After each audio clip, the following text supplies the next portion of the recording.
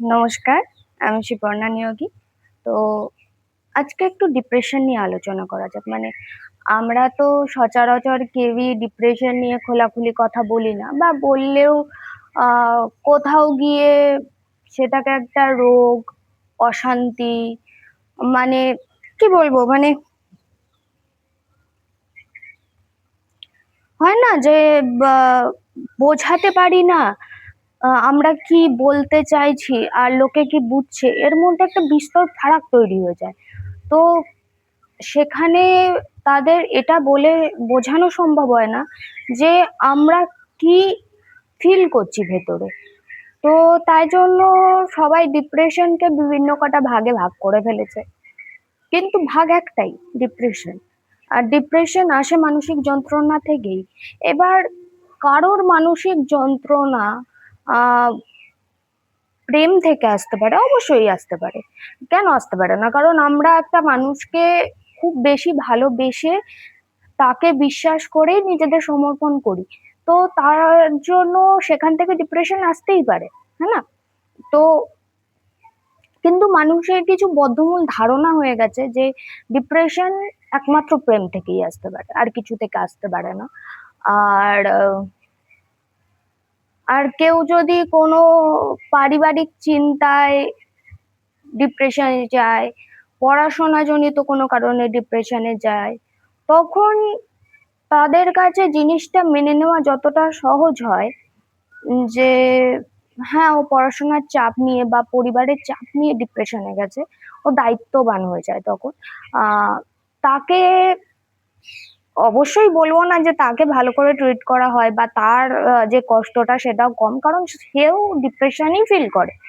তো সে যে depression feel করে না এটা না, কিন্তু তার কোথাও গিয়ে একটা সম্মান রাখা হয়।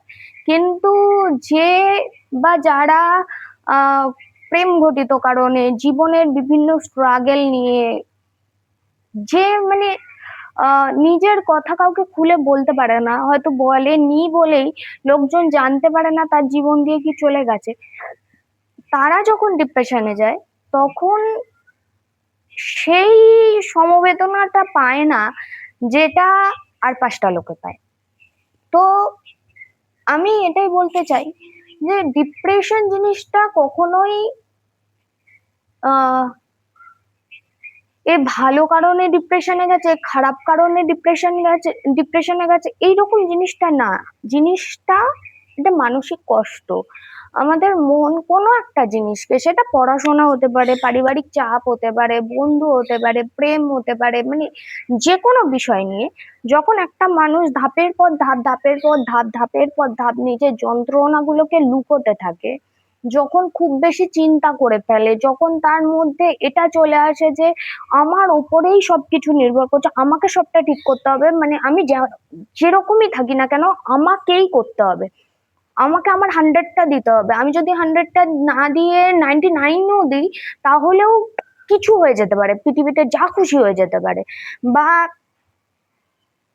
কি বলবো, কারো সম্মান চলে যেতে পারে, এই একটা ভয়, এই ভয় সাথে, এই ভয়ের জন্য তার নিজেকে পিছনে ফেলে, নিজেকে ব্যাক স্টেপে এনে অন্যদের এগিয়ে দেওয়ার যে দমটা, আর সেই এগোনোর সময় যখন অন্যরা তাকেই লাথি মেরে চলে যায়, বা খুচরো কিছু কথা, ছোট কৃতজ্ঞতা না জানানো, বা কারোর আমি যদি এটা করতে না পারি কারোর মান সম্মান চলে যাবে, এরকম নানান কিছু ভয় থেকে হুট করে তার মধ্যে একটা দুঃখের লেয়ার পড়তে শুরু করে।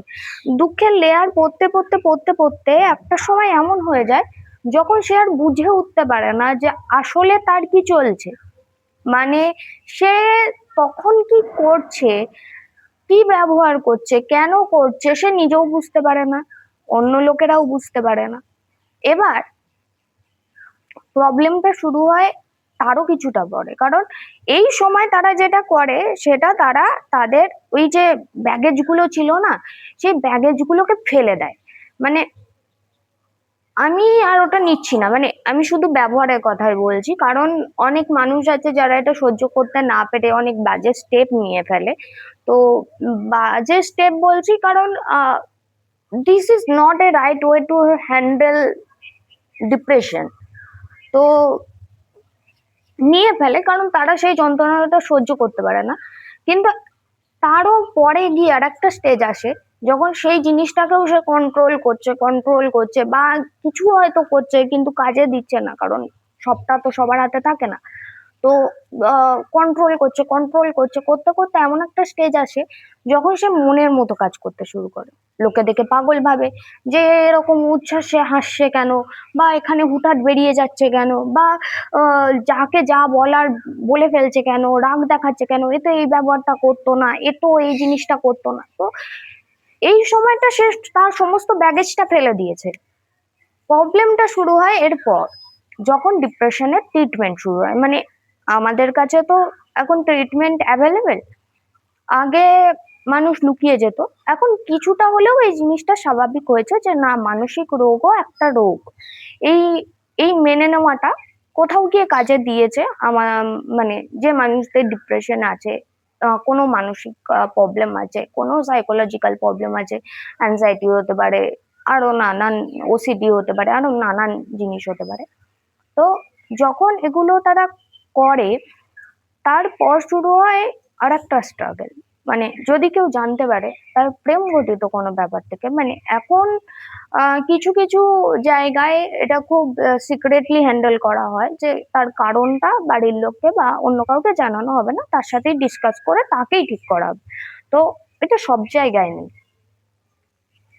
যদি কখনো মানে জানতে পারে যে প্রেমের কারণে বা ব্যক্তিগত লাইফে কিছু একটা করে ফেলেছে যার ভয়ে, মানে কোনো ভুল, আহ পড়াশোনা এইগুলো, তখন তাদের ট্রিটমেন্টটা তাদের প্রতি বিভিন্ন বিভিন্ন হতে থাকে। যখন জানতে পারে প্রেমের জন্য, ইস ছি, একটা ছেলের জন্য বা একটা মেয়ের জন্য তুই পরিবারের কথা ভাবলি না, এই ভাবলি না, ওই ভাবলি না, হলো পরিবারের কথা ভাবলে বন্ধুরা বলে ছেড়ে দে না, কি হবে এত কিছু করে, সেই তো কিছু পাচ্ছিস না, ওই পরিবার থেকে তো কিছু পাচ্ছিস না, তো ছেড়ে দে। আর পরিবার ধন্য ধন্য করে যে আমাদের কথা ভেবে, কিন্তু আমরা তো চাপই দিইনি। আমরা কখন চাপ দিলাম? কারণ আমাদের সমাজের একটা ট্যাবও আছে, নিজের দোষ না মানা। মানে এরা কখনো মানতেই পারবে না যে তোমার জন্য কারো ক্ষতি হয়েছে। যদি তোমাকে মুখে আঙুল দিয়ে, মুখের সামনে আঙুল তুলে দেখিয়েও দেওয়া হয় হ্যাঁ তোমার জন্যই আমার ক্ষতি হয়েছে, তাহলেও তারা মানতে চাইবে না। তো তা কখনো নানান জিনিস তুলে ধরা হবে। তো তখন আর একটা চাপ, মানে ওই ট্রিটমেন্ট চলাকালীন যখন কারণটা বাইরে আসে না, তখন যেই বিভিন্ন বিভিন্ন ধরনের ট্রিটমেন্ট এক একজনকে দেওয়া হয় কারণের বেসিসে, আহ সেই জিনিসটা মানুষকে কোথাও গিয়ে আরো ভেঙে দেয়। তখন তারা ঠিক করে যে না, উম এটা করা যাবে না, আমাকে ঠিক হয়ে যেত। তারা জোর করে ঠিক হয়ে যায়, মানে অন্তত দেখানোর জন্য, ভেতর থেকে তো কেউ ঠিক হতে পারে না, অন্তত দেখানোর জন্য তারা ঠিক হয়ে যায়। পরে আহ সেটাই, কারণ হয়তো দু চারটা ধাপ ক্লিয়ার হয়েছিল, সেই দু চারটে ধাপ ক্লিয়ার হয়েও মানে লাস্ট ধাপ অব্দি তো আসেনি, এই স্তরটা তো থেকেই গেছে। দু চারটে ধাপ ক্লিয়ার হয়েছে, আর হয়তো ছ সাতটা ধাপ এখনো স্তর আছে, স্টেপ আছে। তো যখন ওই ছ সাতটা স্টেপটা থেকে যায়, তারপর এটা যখন নতুন শুরু হয়ে যায়, তখন তাদের ওপর আবার স্তর চড়তে শুরু করে। আবার কিছু বছর গিয়ে আবার সেই একই জিনিস তাদের সহ্য করতে হয়।